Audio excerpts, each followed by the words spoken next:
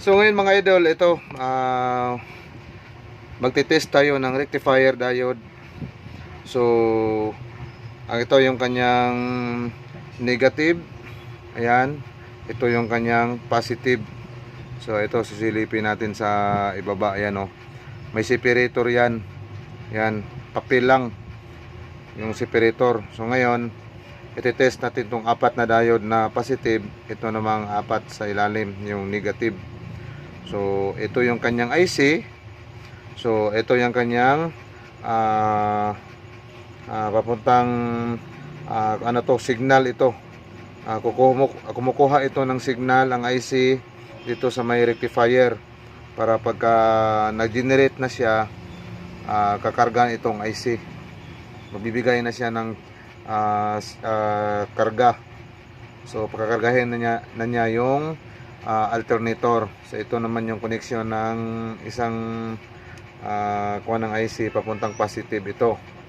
So itong klase na rectifier ay wala itong triodiode. So dalawa lang naman ang rectifier ng alternator. Walang triodiode at saka yung direct winding. Yan, direct winding siya. So yung kanyang signal. So yung ibang rectifier diode ay yung signal niya ay mayroon siyang triodiode na maliliit. So gagawa din tayo ng content, ibahin natin yon. Kasi dahil dito pa lang medyo mahaba-haba yung ating video, so dito muna tayo. So ito, iti-test natin itong rectifier, yung positive at saka negative, at saka yung itong isang connection, kung pinapasahan ba niya ito, kung or may connection ba. So i-test natin. So syempre ito, i-select natin yung ating ohms tester sa may continuity lang. Yan, continuity lang siya. Yan o, i-off natin. Yan, dito sa may continuity. Yan, ito. So sa mga alternator na diode, so pumapalo siya ng 400, 500 at saka hanggang 600. So ito, unahin natin yung positive. Ito yung kanyang live. So test natin. So makikita naman siguro dyan sa screen. Yan, isa, dalawa, tatlo, apat. So up to 600 siya. So ipalit natin yung wire natin. Yung kanina positive, ngayon dito naman siya sa ituturo natin sa gawin nating pointer. Ayan. Ayan. Yun. So okay yung binaliktad natin yung wire, so okay yung positive.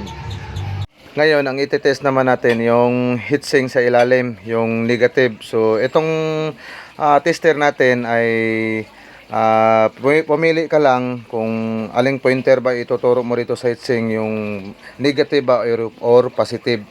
So ngayon ito, iti-test natin. So ayan, iti-test natin. Wala. So ayan, wala. So ayan, wala. Yung nilapag natin na side sync positive. So ngayon yung negative naman. Yan, 612, 600. Yan, 600. Okay lang yan, 600. Yan. Dahil sabi ko nga 400 hanggang 600 siya.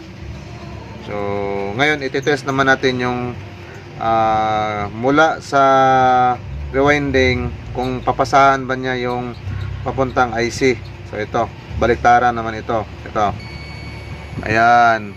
Nag 0-0 siya. So ibig sabihin direct continuity siya. Yan. Baliktad natin. So yan, meron. Dito naman kailangan wala. Yan, okay. Dito naman sa kabila dapat wala, walang connection dito sa kanyang signal papuntang IC. So yan. Kapag ito at saka itong isang terminal ay mayroon siyang contact, ibig sabihin okay, walang putol rito. Sa isang rewinding ng stator na papunta rito sa may kanyang rectifier diode, so itong connection may tatagos yan dyan. Itong tatlo wala na yan, wala yan dito sa connection, dahil itong portion na to ay magbibigay signal sa IC. kapag nag-generate na yung alternator natin. So ganito mag-testing mga idol ng rectifier diode na walang triodiode naman. Yung nagbibigay signal sa kanya ay yung rewinding lang. So ito pala yung kanyang stator. So napakadumi. So ayan. So ang mangyayari ganyan yan siya. Yan. Yan. Ganyan yan siya. So meron naman akong ibang content na gagawin yung may triodiode naman. So ito walang triodiode. So yung IC nito madalas ay may capacitor type. So yan, may capacitor siya. So may content naman akong ginawa mga idol. So kung paano mag-test ng IC. So panoorin nyo lang. So ito, gagawan ko rin to ng content. Itong IC test, itong IC regulator, kung paano kakarga ito. So yan, ginawa natin ngayon.